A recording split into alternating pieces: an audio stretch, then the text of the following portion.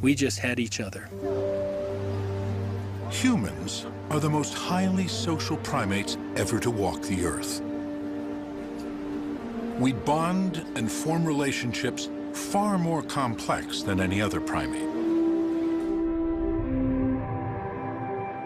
So if the rising star chamber is indeed a burial, perhaps this would suggest that here at the dawn of humanity, those more complex social bonds had begun to take shape.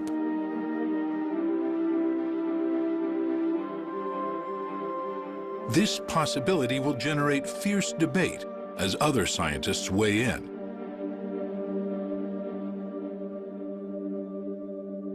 But how do these discoveries change the narrative of human evolution? There's an old refrain in paleoanthropology. People always say, we need more fossils, we need more fossils, we need more fossils. But the fact of the matter is, more fossils just complicate the picture. One compelling question to be answered is, where do these new fossil ancestors fall on our family tree?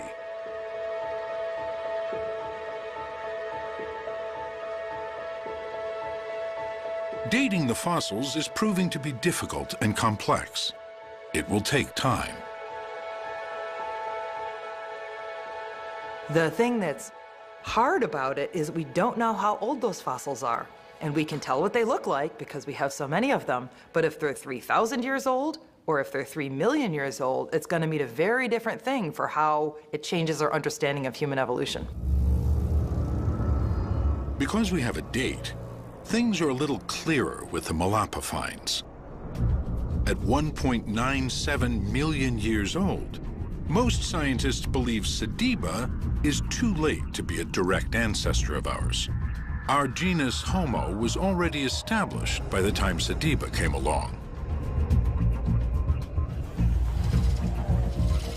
But even if Sediba is not our direct ancestor, it does show there were many different types of primitive ancestors living together at the same time.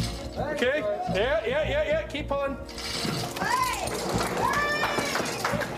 The quality of the material that Lee is uncovering is really phenomenal. Sediba shows that we had more than 2 or 3 species in South Africa 1.9 million years ago. It's a very interesting find. It shows that there were diversity. It's a beautiful material, but I don't think that Sediba was ancestral to our genus Homo. Whether or not they are our direct ancestors, the fossils at Malapa and Rising Star point us toward a new way of thinking about human evolution. We have a strong tendency to want to draw simple lines between species and make nice family trees. And we have to understand that that's our need, that's our desire, that's not necessarily the way that nature works. It's very natural to think about human evolution as a sort of family tree in deep time. But evolution is much more complex than that. Evolution is bushy. There are different experiments. Populations try different adaptations. They try different ways of being about the world. Paleoanthropologists talk about the bushiness of human evolution as a metaphor for the many types of early hominins and the difficulty of knowing which one led to us. But even that metaphor may not do justice to the way evolution works. Nature is messy, nature is complicated, nature does not really respect our desire to put fossils into neat bins and to sort of name nice, neat species.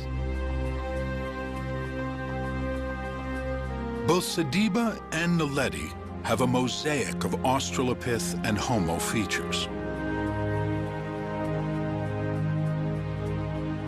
They seem to show that at the dawn of humanity, there were multiple evolutionary experiments with small-bodied, small-brained, upright walking apes.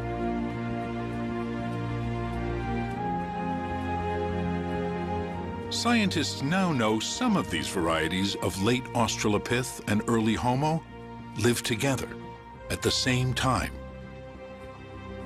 And some of them may have been interbreeding.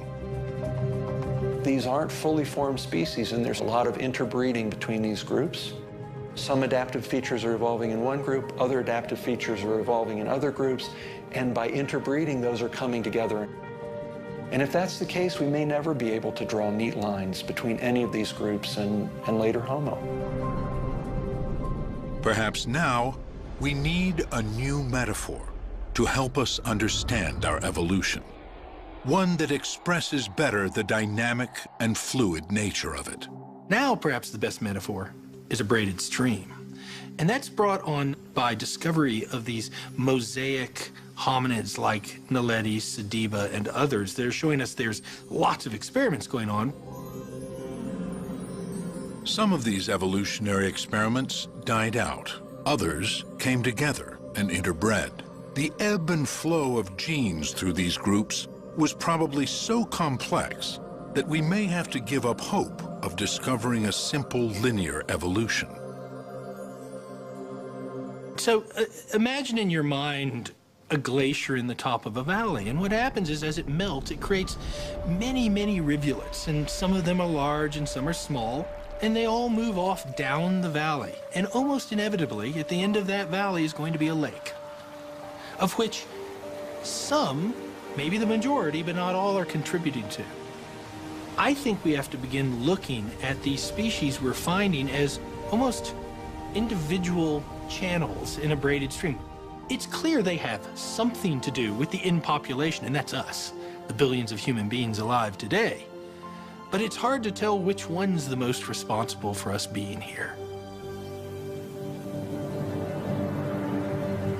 The new finds on the plains of South Africa are adding a vital new chapter to the story of our origins. The tantalizing gap in the fossil record at the beginning of our genus is being slowly filled in.